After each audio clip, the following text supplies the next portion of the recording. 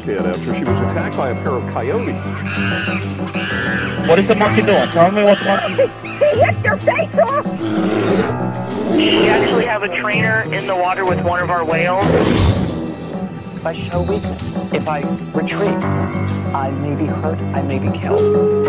Baby Azaria Chamberlain was taken by a dingo back in 1980. Hey everybody, welcome back to Man. It is the only true crime podcast on the internet where all the killers are real animals, whether it's biting, scratchings, maulings, or clawings. We are here to talk about it, and welcome to a brand new episode, first episode in a couple of weeks, actually. Right out the gate, want to make a, I guess an apology, kind of an apology, I don't know. We didn't have an episode last week because I was feeling real sick, and in fact, I am also currently feeling real sick. I've been sick for getting on to nearly 3 weeks, and I won't lie to you, I'm a little concerned. See? Hear that pathetic little cough? It's like a weird, dying baby of polio cough, or an old man in the trench kind of cough. It's pretty terrible. No, I've been feeling unwell for a while, and got a doctor's appointment coming up to see what's going on. I spoke to a coworker and kind of explained my symptoms to her, I guess, and she said, "Are you sure you don't have sleep apnea?" And because it matches a lot of the symptoms that people with sleep apnea do, and I looked into it, it could be sleep apnea. I hope it's not sleep apnea. I mean, on the one hand, it's a very treatable, common ailment to have. I'm sure some of you maybe have sleep apnea, but I'm gonna be honest, it's not it's not the sexiest of diseases to have, is it? It's not cool. I'm not going to garner any sympathy. I'm not going to be able to go into a place and be like, "Oh, sorry, I have to quit my job. I have sleep apnea." And they'll be like, "Oh, okay, cool. Well, come out the back and I'll fucking shoot you in the head, piece of shit, for wasting my time." It's not something that garners sympathy from people. It's not what can I say that's not terrible? My first thought was cancer. Obviously, I don't want cancer. 100% don't want cancer. That's terrible. But at least if I did, if I what's one of those rare pretty benign, I guess, skin cancer. I guess if I had a skin cancer and I was like, "Oh, I feel a bit sick because of my melanoma," you'd get some support, you'd get some sympathy. I just don't think I'm going to get that if it's sleep apnea. So I'm hoping for something in the middle ground, not like a cancer or AIDS or something, but something that's and not something that's going to kill me. I don't know. What's a good disease to have? I have asthma. Asthma's a good one. People give you a little bit of sympathy for asthma, but it's not going to kill you. Except for me, because when I get sick like this, my asthma really plays up. So if you hear some wheezing going through this episode, that's just me. I'm just hanging in here. It's like they always say, it's not easy being wheezy. Okay. That's basically my little life update. How have you been? I've missed your faces. Thank you for the support for the pod over the last few weeks. I try not to talk numbers too much here because that's not what matters, but I don't know what happened, but over the last few weeks, more and more people have been listening to the show than ever before, and I just wanted to say thank you so much for that. So if you are a new listener to the pod, welcome. Thank you for being here. Sorry I took a week off. Sorry I sound gross. And sorry I kind of sounded like I wanted to get cancer there. That's not actually what I was saying. But it is good to have you here. And it is good to be back with the first episode of Killer Kryptids for the year. So if you don't know, if you are new to the pod, we have a little bit of a sub-series here on this here show. Usually we talk about animal attacks, animal-human confrontation. There will be a little bit of that later in the episode. But we also talk sometimes about mythological man-eaters, aka Killer Kryptids, with a K. I understand that it's misspelled in the title of the episode. It's not usually a K for cryptid, but the K thing is to be cute. And kill with a C doesn't really work for killer. Unless you're Cillian Murphy, it works for him. Maybe that's what we should rename the series. Cillian Murphy Cryptid. No, it doesn't flow very well. Congrats, Cillian, on your Oscar, by the way. Well deserved. I'm glad it was you, and not Bradley Cooper, who everyone has just decided to hate. Anyway, I'm not going to get into it. I like Bradley Cooper. Dusty cowboy ass Bradley Cooper, what's that one he did? Star is Born? Oh God, sexy. back to it. Killer Cryptids, right? So today, I thought we'd do a little bit of a deep dive, looking into, a subspecies of cryptids that we haven't really looked at before, Native American cryptids. So Native American folklore is chock-a-block full of fantastically interesting and supposedly deadly creatures. If you know anything about Native American religion, I guess it's a very beautiful religion, but it's very spiritual. There's a lot of spirits. There's a lot of I'll get into it. There's a lot of, mythological creatures, and it's very, tied to the nature of that continent as well. It's very beautiful. I will say at the outset, I'm by no means like an expert on, anything except for how to get sick. I'm also pretty good at Legos, and I'm good at Helldivers. Those are my things. But I'm not an expert on Native American folklore or Native American anything. So if you are Native American, you're listening, and I get anything wrong, please tweet me back. I mean, I don't have Twitter or X, just Instagram me, and let me know, because I'll do a retraction. But as far as I know, this is all relatively accurate as far as I'm aware. So, look, I've rambled on. This intro is getting really long. Let's jump into it. Let's talk about Native American cryptids. In particular, we're going to look at three. We're going to look at Wendigo, the Skinwalkers, and the Thunderbird. So, let's get into the spiritual world right now when we talk about Native American cryptids.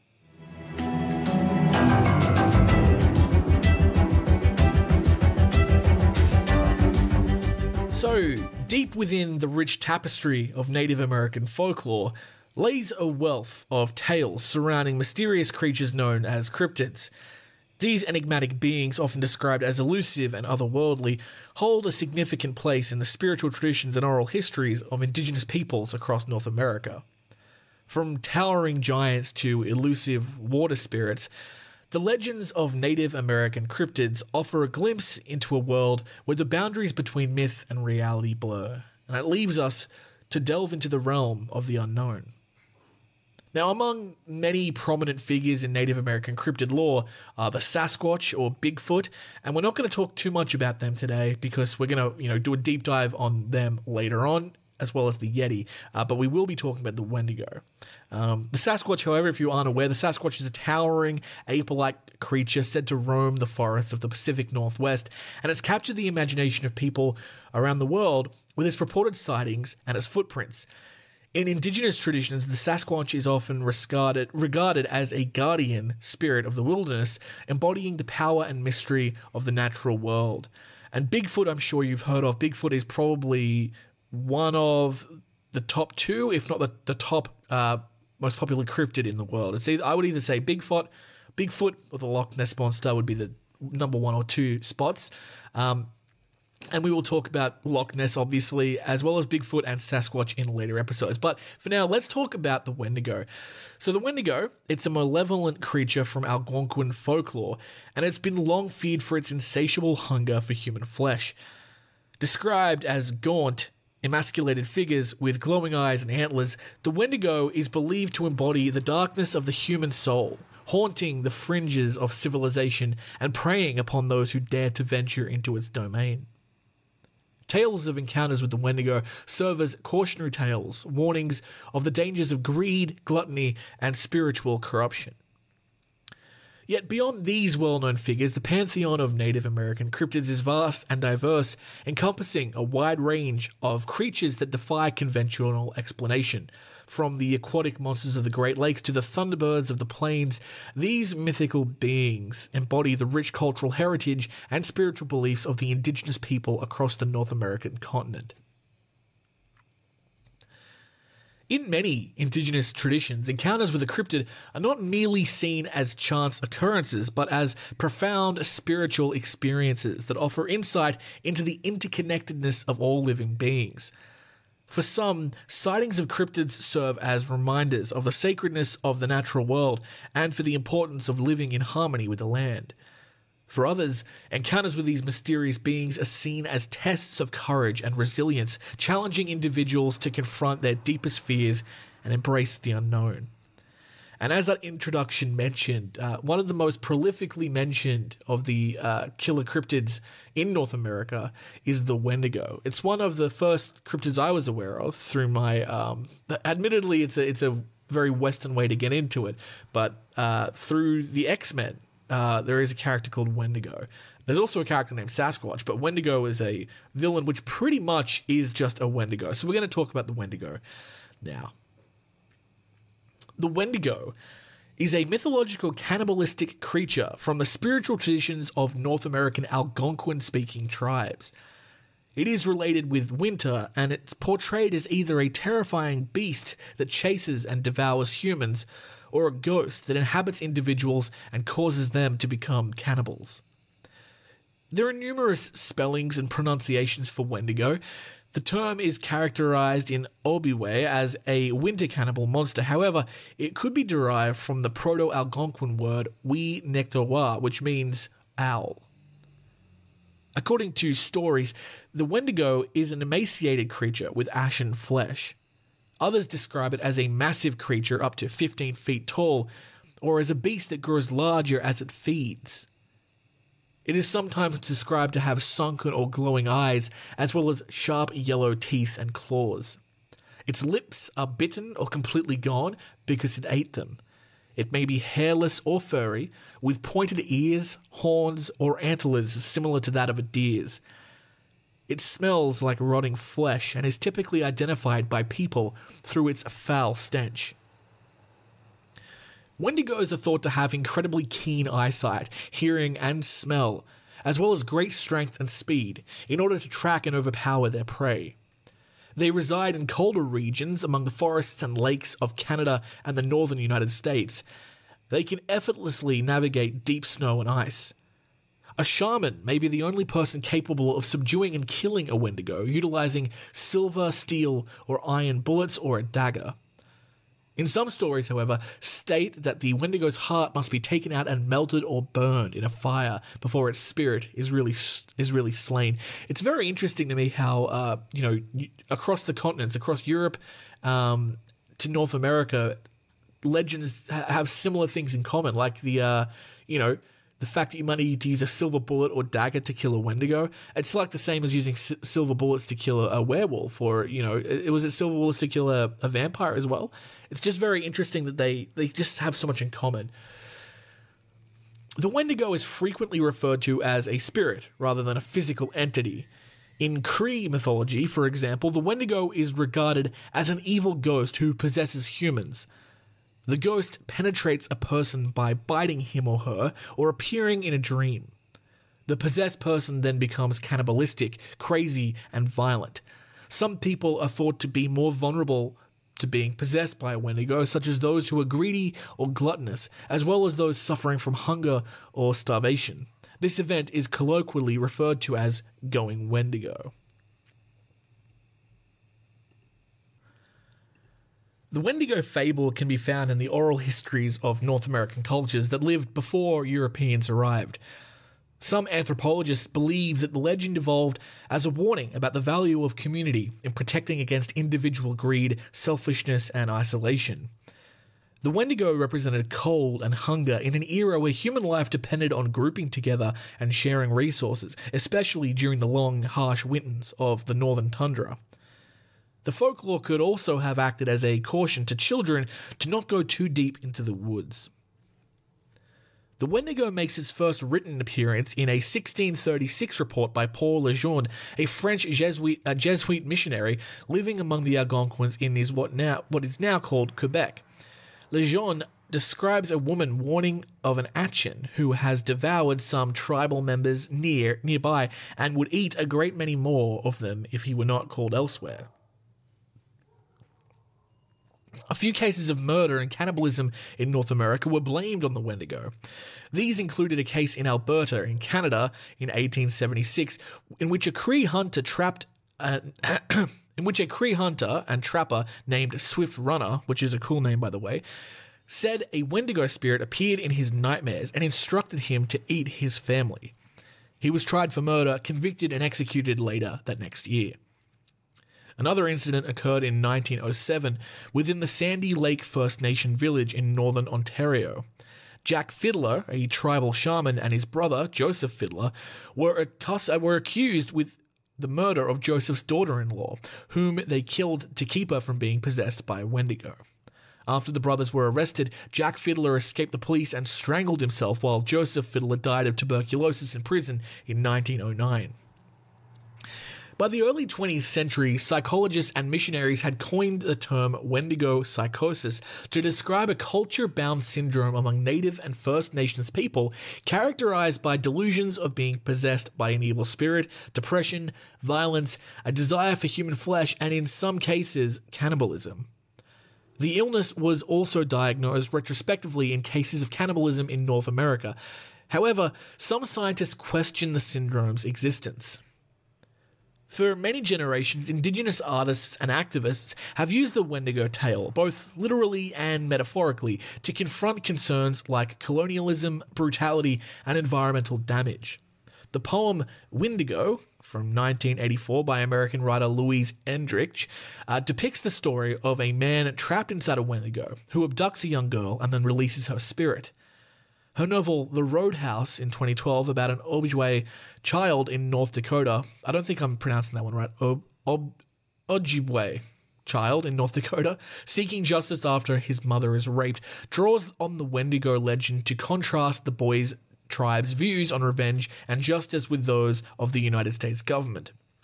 And in the 21st century, activist Winona DeLuke invented the phrase Wendigo economics to criticize businesses' cannibalistic impacts on the planet.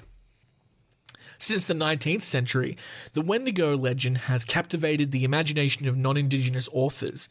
In The Wilderness Hunter from 1893, future US President Theodore Roosevelt recounts a quote-unquote goblin story about a bear-like beast stalking the camp of two hunters, leaving just one to survive and tell the tale. Readers have identified Roosevelt's beast as either the legendary Bigfoot or a Wendigo. The Wendigo, from 1910, a novella by British writer Algernon Blackwood, depicts a similar scenario of a mystery monster seeking a campground in the Canadian woods, while Stephen King's horror novel Pet Sematary, from 1983, also includes a Wendigo. Margaret Atwood, a Canadian writer, investigates the Wendigo mythology in Stranger Things, the malevolent North in Canadian literature in 1995, the book of lectures on the Canadian literary imagination.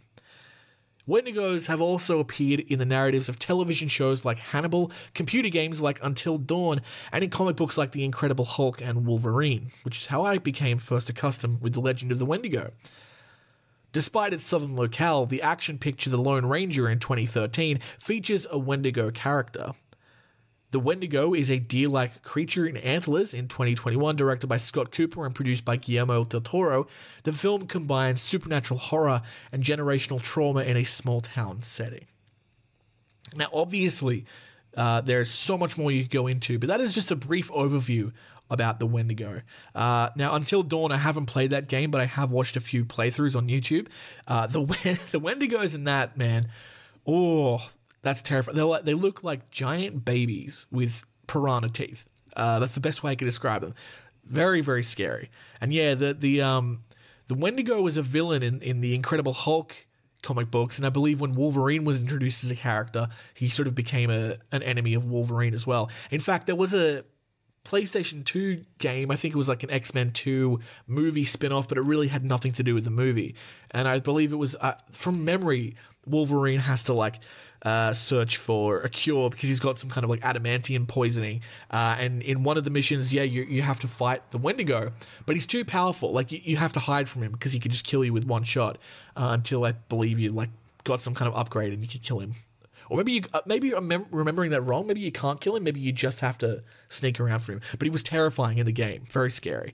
Another thing that's very scary and actually kind of chills me to the core are skinwalkers. Now, I hadn't heard of skinwalkers until recently, but people are really into these things lately. They've kind of breached the cultural zeitgeist a little bit, and they're deep in our consciousness. So let's talk a little bit about skinwalkers.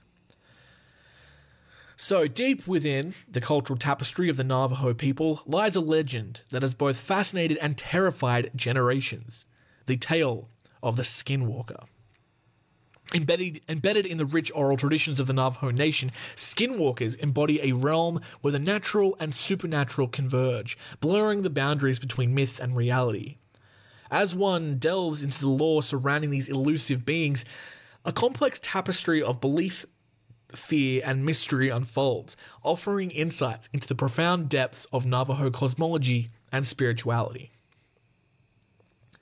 Now, at the heart of Navajo folklore, the term skinwalker resonates with a sense of primal fear and reverence, known as, and I'm going to mispronounce this, I'll try my best, known as Yi-Nald-Lushi in the Navajo language, meaning, quote, with it he goes on all fours. Skinwalkers are believed to be individual humans endowed with the ability to transform into an animal at will. Yet, unlike benevolent shapeshifters found in other cultures, skinwalkers are cloaked in malevolence, wielding their supernatural power for sinister purposes. The origins of skinwalkers are steeped in the ancient traditions of the Navajo people, where they are regarded as practitioners of dark magic and wielders of forbidden knowledge. According to Navajo belief, these individuals acquire their abilities through the violation of cultural taboos and the performance of arcane rituals. It is said that upon donning the skin of an animal, the skinwalker gains not only its physical form, but also its essence, enabling them to traverse the natural world undetected. Encounters with skinwalkers are often accompanied by a sense of dread and foreboding, with stories of their malevolent deeds permeating Navajo communities. Tales abound of livestock mysteriously slain, of eerie sightings in the moonlit desert, and of whispers carried on the night wind, each serving as a chilling reminder of the potency of these supernatural entities. Navajo tradition holds that speaking of the skinwalkers openly can attract their attention, inviting misfortune upon those who dare invoke their name. And if that's true, I am fucked, because I just did a whole podcast episode about them. Damn it. Yet the realm of skinwalkers extends beyond mere folklore, permeating the lived experiences of the Navajo people and shaping their relationship with the natural world. Within Navajo culture, there exists strict taboos surrounding the discussion or acknowledgement of skinwalkers, reflective of a deep-seated respect for the mysteries of the unseen. Traditional Navajo ceremonies and rituals are believed to offer protection against the malevolent influence of skinwalkers, serving as spiritual safeguards against the encroachment of dark forces. In contemporary times, the legend of the skinwalker has transcended the confines of Navajo tradition, captivating the imagination of global audiences. From books and films to television shows and especially online forums, the allure of these shape-shifting beings persists, resonating with those drawn to the intersection of myth and reality.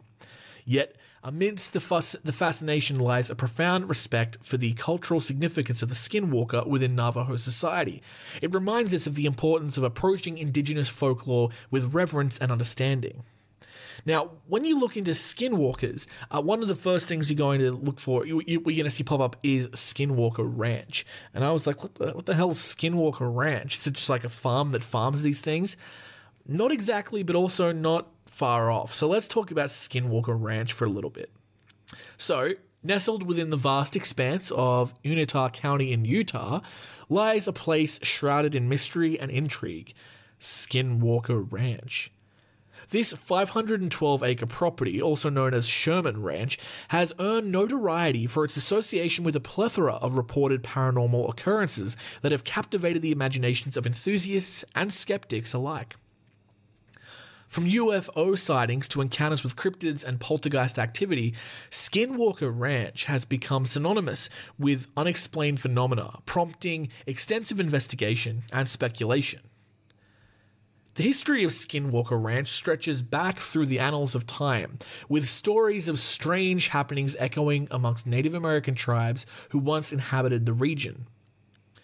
Named after the Navajo legend of the shape-shifting witches known as skinwalkers, the ranch has long been regarded as a hotbed of supernatural activity. As settlers arrived in the area, reports of inexplicable events only served to deepen the mystique surrounding this land. Now, one of the most striking aspects of Skinwalker Ranch is the diverse range of phenomena reported by those who have dared to venture into its grounds. Witnesses have described witnessing lights and objects in the sky displaying movements defying conventional explanation. Others have recounted chilling interactions with mysterious creatures, ranging from oversized wolves to humanized figures that seem to defy logic and classification. Additionally, reports of poltergeist activity, including disembodied voices, objects moving of their own accord, and inexplicable electrical disturbances, add another layer of intrigue to the ranch's enigmatic reputation. Over the years, Skinwalker Ranch has changed hands multiple times, with various owners seeking to unlock the secrets concealed within its borders. In the 1990s, billionaire entrepreneur Robert Bigelow acquired the property and spearheaded research efforts through the National Institute for Discovery and Science, or the NIDS. Under Bigelow's ownership, Skinwalker Ranch became a focal point for scientific inquiry into the paranormal, attracting attention from researchers and investigators worldwide. Following Bigelow's tenure, Skinwalker Ranch passed into the hands of aerospace entrepreneur Brandon Fugal, who continued the legacy of investigation and exploration on the property. Through the establishment of the Skinwalker Ranch brand, Fugal has sought to employ rigorous scientific methodologies to document and analyze the reported phenomena, aiming to separate fact from fiction and shed light on the mysterious lurkings within the ranch's confines. Despite concerted efforts of researchers and investigators, skepticism regarding the veracity of the reported phenomena at Skinwalker Ranch persists. Critics argue that many of the sightings and encounters can be attributed to natural phenomenon, misidentification, or just outright hoaxes. Nevertheless, proponents of further investigation contend that Skinwalker Ranch presents a unique opportunity to probe the frontiers of scientific understanding and challenge prevailing paradigms. Skinwalker Ranch's allure extends beyond the realm of scientific inquiry, permeating popular culture through books, documentary, and television shows that seek to unravel its mysteries. Its inclusion in fictionalized portrayals further underscores its status as a modern-day enigma, capturing the imagination of audiences around the globe.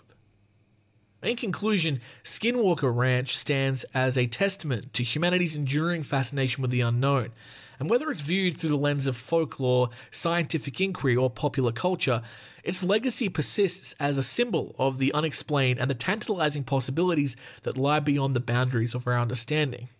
As for the quest for answers continues, Skinwalker Ranch remains an enduring symbol of mystery, beckoning explorers and skeptics alike to unravel its secrets and unlock the hidden truths within its shallowed confines.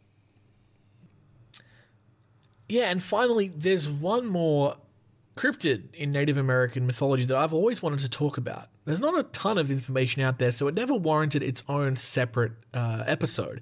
But I've always been curious about Thunderbirds, maybe because it's such a great name, Thunderbird. It's just kicks up. I mean, Skinwalker's pretty cool too, and Wendigo that's something else. But Thunderbird, ooh, I really like that. So I wanted to learn about Thunderbirds, and hopefully you can learn something too. So, as with the Wendigo and Skinwalkers, within Native American mythology, there is a majestic creature known as Thunderbirds. These mythical beings, revered for their power and grandeur, hold a significant place in the spiritual traditions of numerous indigenous cultures across North America. From the plains of the Great Plains, I guess there's a better way to put it. From the prairies of the Great Plains, let's say that, tribes to the forests of the Pacific Northwest, the legends of Thunderbirds echo throughout the annals of time, weaving a rich tapestry of myth and mystery.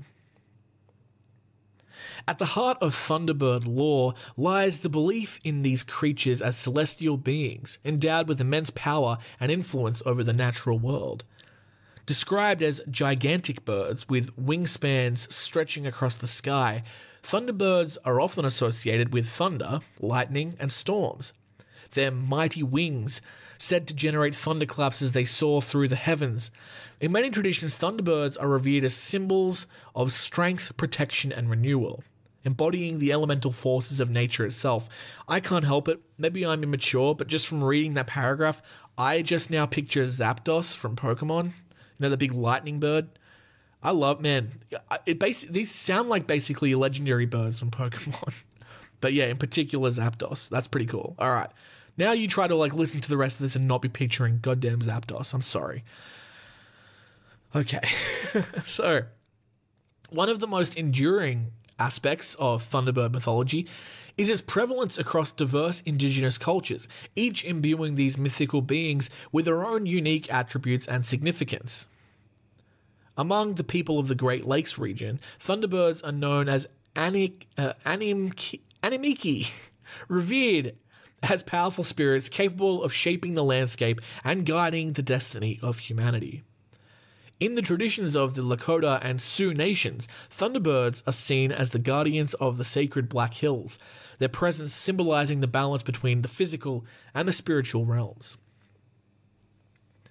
The stories of Thunderbirds extend far beyond mere mythological accounts, permeating the cultural fabric of indigenous communities and influencing a wide range of customs, ceremonies, and artistic expression.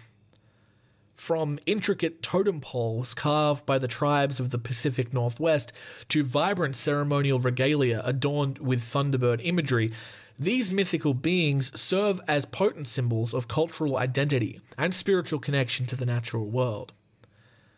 Despite their mythical origins, Thunderbirds continue to captivate the imagination of people around the world, inspiring a sense of wonder and awe at the majesty of the natural world.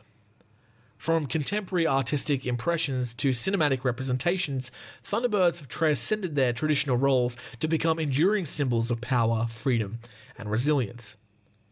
And yet, beyond their cultural and symbolic significance, the legends of Thunderbirds offer a profound insight into humanity's relationship with the natural world and the enduring mysteries that lie beyond our understanding. In an age marked by environmental challenges and ecological concerns, stories of Thunderbirds serve as poignant reminders of the interconnectedness of all living beings and the importance of respecting and preserving the delicate balance of nature.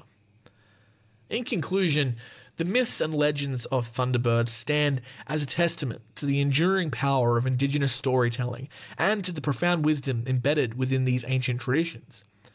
As we delve into the mysteries of the Thunderbirds, we are invited to embark on a journey of exploration and discovery. We unravel the threads of a myth and the legend to uncover the timeless truths that lie at the heart of these majestic creatures. Through their tales, Thunderbirds continue to inspire and illuminate, reminding us of the boundless wonders of the natural world and the endearing legacy of indigenous wisdom and culture. And I don't know, mate, I don't know what it is. Thunderbirds just really speak to me. You know, and I don't know if it's because this is the nice one. The other two are kind of scary and, you know, malevolent. Like they're not nice. But like, I just choose to believe more in the Thunderbird, and I can kind of see it, just massive birds flying over the plains. I mean, it's just, I guess maybe it's just nicer to choose to believe in that than to believe that Skinwalkers and Wendigo are real. But yeah, and I am still picturing it as Zapdos. Yes. The significance of Native American cryptids extends far beyond mere mythological accounts, permeating the cultural fabric of indigenous communities and influencing a wide range of customs, ceremonies, and artistic expressions. From intricate carvings to paintings to ceremonial dances and rituals, these mythical beings continue to inspire awe and reverence among indigenous people, serving as potent symbols of cultural identity and spiritual connection to the land.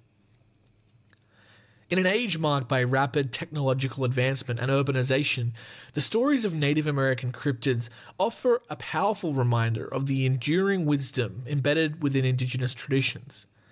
As we delve into these mysteries of our mythical beings, we are invited to explore the depths of our collective imagination and embrace the profound truths that lie at the heart of a Native American culture.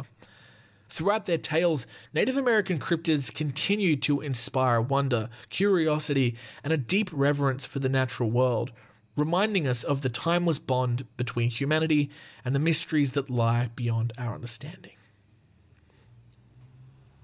And there you go, guys. Just a little bit of a deep dive into, dipping our toe in the water, so to speak. There is I mean, you could research this stuff for the rest of your life and you wouldn't get into it. And I am just a white guy from Australia. I don't know. I'm not even talking about native Australian cryptids here. I'm talking about native cryptids from a different continent. So clearly, I don't know. I just got curious and wanted to, learn a little bit. So hopefully you did too.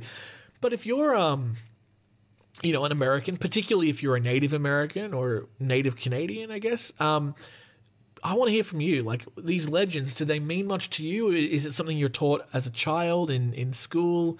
And how close do you believe this? I know in Australia, like, some Indigenous cultures cling very heavily to their creation myths and their cryptids, for example.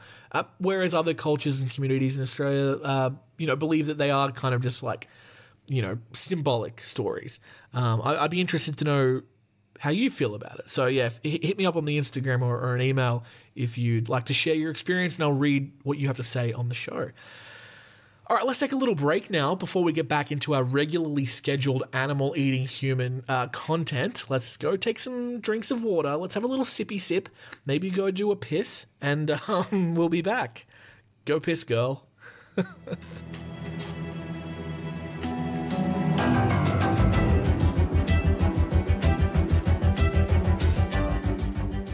All right, Poppets, and we're back. Hello. How'd you go? Did you do your piss? I was going to, and then I decided I'd rather look at TikTok for 5 minutes. So, yeah, bad use of time because now I'm busting. But, busting has a different meaning now. I'm busting. Okay, anyway, gross. All right, let's move on to our next segment. Of course, you know what it is. It's the Scratch of the Day.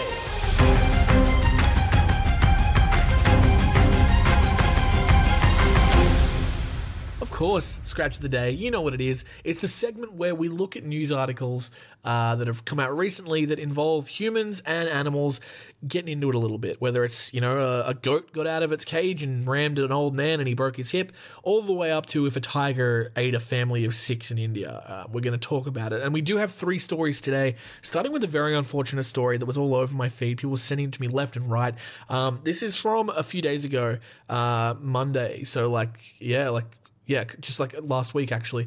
A mountain lion has attacked and left a man dead, and it's also injured his brother in Northern California. So we're going to read that today. The article I'm reading is from Eyewitness News, which is like an ABC affiliate, and it's written by Raja Razak and Jessica Flynn. Just giving them a little shout out there. So I'm going to read the article now, and we'll see what happened. But yeah, the headline, I guess, says it all. So this is from Georgetown in California. 1 man died and another was injured in the first fatal mountain lion attack in California in 20 years, according to authorities. An 18-year-old called authorities around 1:13 p.m. local time on Saturday to report he and his 21-year-old brother were attacked by a mountain lion while antler shed hunting in the Georgetown area, according to an El Dorado County Sheriff's Office news release. The caller was separated from his brother during the attack and suffered, quote, traumatic injuries to his face, according to the release. Deputies and paramedics administered aid and took him to a hospital for further treatment. Deputies searching for the missing brother found him on the ground next to the crouched mountain lion around 1:46 p.m., the release said. Deputies fired their weapons to ward off the mountain lion so they could get close to the brother, according to the release.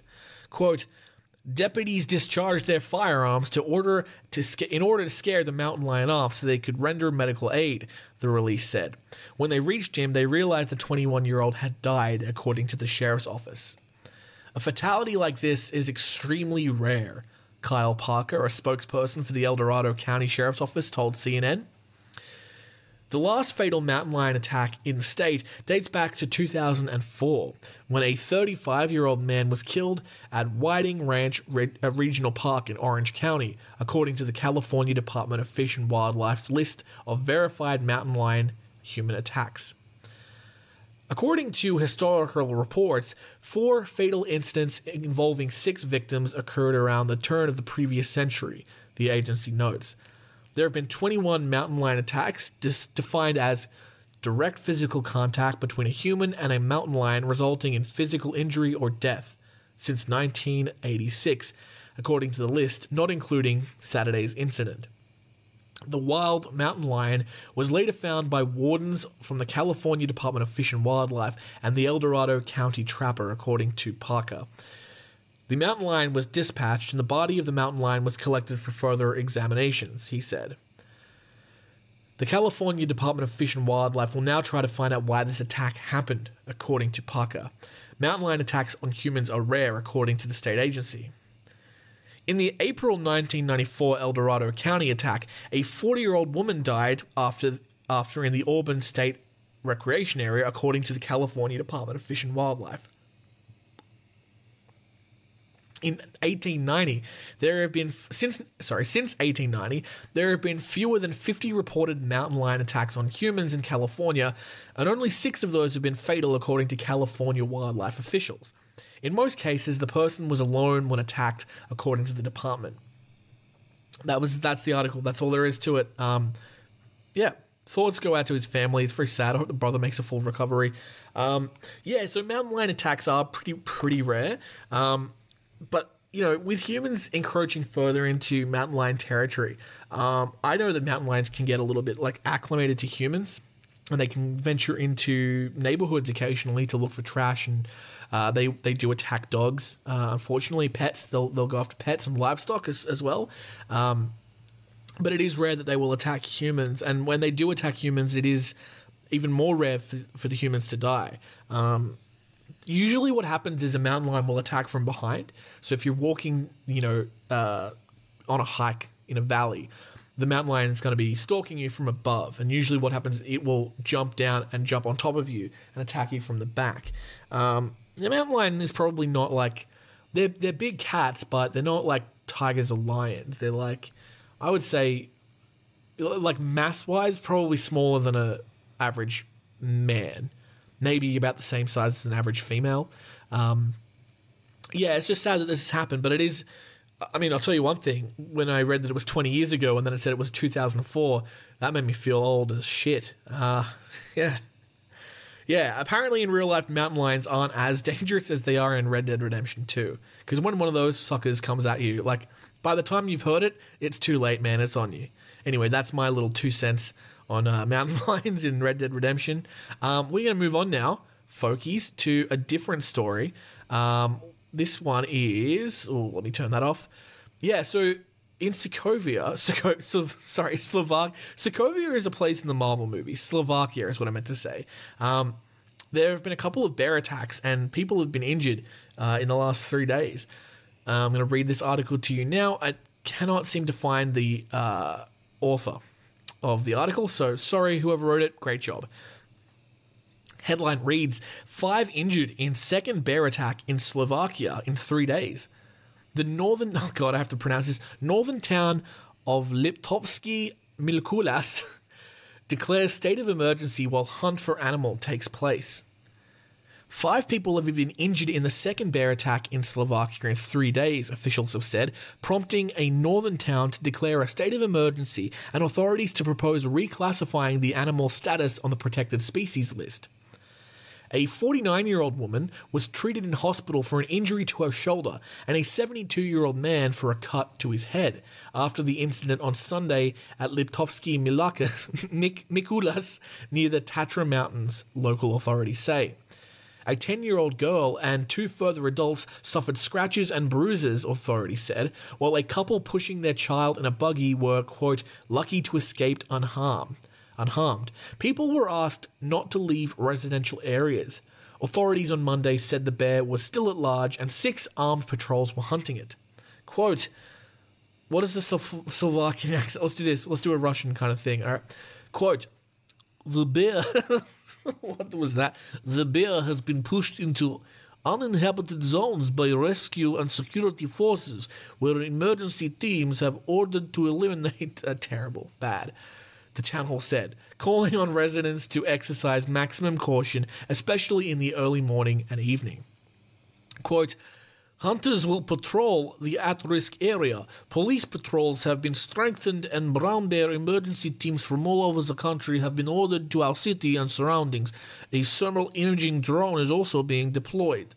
We are a town between mountains, but still a town. We cannot allow a bear. We cannot allow a bear to attack 5 people in the center in broad daylight. Flawless Slovakian accent there. Brilliant. Any Slovakians listening? Yeah. I don't know, are you? Okay. Where are we at? Okay. Mobile phone footage posted on social media showed the bear charging across a road and over a zebra crossing as terrified pedestrians scattered, then bounding across a green space and lunging at a man hurriedly climbing a fence to escape. The incident came a day after a 31-year-old Belarusian woman, identified by local media as Tatiana, died when trying to evade a brown bear in the Low Tatra Mountains range near the same town. The woman had been walking in a thickly forested area on the western side of the Demonovska Valley in the Low Tatras with a 29-year-old male companion, the Slovakian Mountain Rescue Service said when the bear charged. The pair split up and ran in opposite directions. Rescue teams with dogs and drones mounted a search after being alerted by the man, who was located scared but unhurt at the top of a steep ravine. The woman's body was sadly found at the bottom. Slovakian authorities said on Monday their initial investigation had shown that the woman died as a result of her fall, rather than, as earlier media reports suggested, being mauled by the bear. Improved environmental protection in Central and Eastern Europe since the late 1980s has led to bears returning to their natural habitats across the Carpathian Mountains, which stretch from Romania through to western Ukraine, Slovakia, and Poland. Slovakia has witnessed several bear attacks in recent years, including the first fatal assault in more than a century in 2021. A 57-year-old man was found in the central Bansko Valley with his hip, neck, and hand mauled, and recent bear prints nearby. Last November, a German environmentalist campaigner was badly mauled by a bear in Poland after entering the animal's lair in the Bielzacki Mountains in Poland, but survived after being airlifted to hospital. Members of Slovakia's populist nationalist coalition government have called for the animal status on Slovakia's endangered species list to be relaxed, arguing that with an estimated domestic population of 1,275 bears can now be hunted and culled. On Sunday, the junior environmental minister Filip Kufa outlined a draft law to allow bears to be shot outside urban areas under certain conditions. Along with Romania, the Slovakian ministry aims to propose a reclassification of the species at the European Union level. There you go. That's a good question. At what point can you raise the status of an animal's, conservation status? I am curious. Like, if you successfully bring them back from extinction, like, can you be like, well, they're not extinct, they're not endangered anymore. Can we go back to just like treating them like, like pigeons? I guess pigeons is a bad example because there was a group of pigeons that went extinct. Right. Okay. All right. Anyway, we have one final story, and it's been a while. Of course, one of these is accumulated since we've been away. There has been a dog attack. I don't know what this is. Expressandstar.com. Very ugly looking website. So 4 hurt in attack by dog suspected to be an XL bully. Police shot the animal that was found to be dangerously out of control in South London on Monday. This was published on March 20th, so 4 days ago. 4 people have been hurt in an attack by a suspected XL bully dog in South London. Armed police were called out after reports that the animal was dangerously out of control and attacking people in Home Road, Battersea, just after 10 p.m. on Monday. 4 men were taken to hospital for treatment for injuries that were not life-threatening, and the dog was shot by the police. The Metropolitan Police said a 22-year-old man and a 21-year-old woman had been arrested on the suspicion of being the owner/person in charge of a dog dangerously out of control. Investigators are examining the dog to confirm its breed. Local MP Marcia de Cordova said she was deeply concerned to hear attack of the news. She let a tweet out, or a tweet or an X. She excreted, I think that's what we're calling it. I am deeply concerned to hear about the XL bully dog that happened on the Battersea Park Road yesterday evening. My thoughts and prayers are with the victims injured in the attack and for their full recovery. I am in contact with... it went away. The story went away. I am in contact with the police and their inquiries are ongoing. Sorry, I had to open up X to read the rest of this.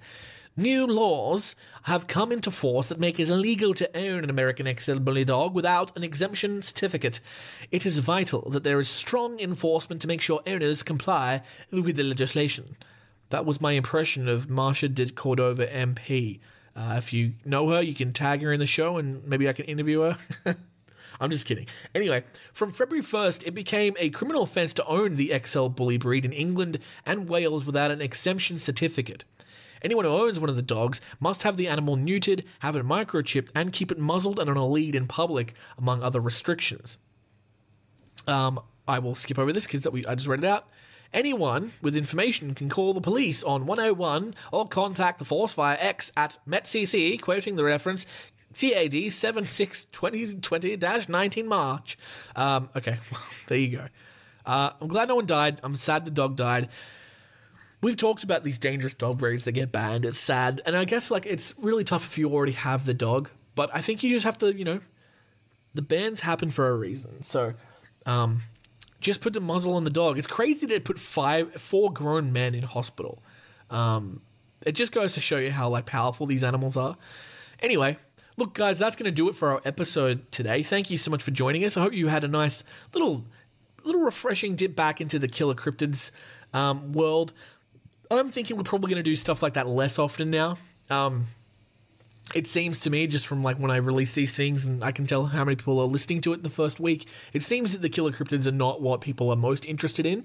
And it is the regular sort of animal attack content that really gets you going.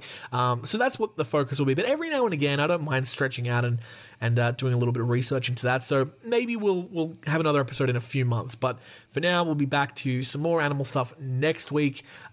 Briefly wanted to just remind you that there is a website you can go to, link in the description for all your merchandise needs. And yeah, that's basically it. Do all the bullshit. There's Instagram handles. Follow me, you fucking idiots. What other things? I can't remember what my things are. Yeah, it doesn't really matter. Like at manitispod@gmail.com. That's the, manitispod@gmail.com. That's the email. Yeah, maneaterspod.com, that's the website. And yeah, at Maneaterspodcast, at Jimothy Chaps, that's me. At Dwayne The Rock Johnson as well. You should follow him for discernibly no reason. That is going to do it, everybody. Thank you for listening. Have a fantastic time out there. I love your faces, I love your butts, and I love, guess what? I love your elbows. You stay safe out there, little boys, little girls, because as we've learned, it's finish it with me now, a jungle out there. Jungle. Get it? Because that's where animals live, and it's jungle out there. That's like a saying people use a lot. I don't know why I'm picking episode 88 or whatever it is to kind of question that sign-off line. I've been doing it for nearly 2 years, but yeah, it is a jungle out there. Stay safe, please. Don't get bit by an Wendigo. See ya.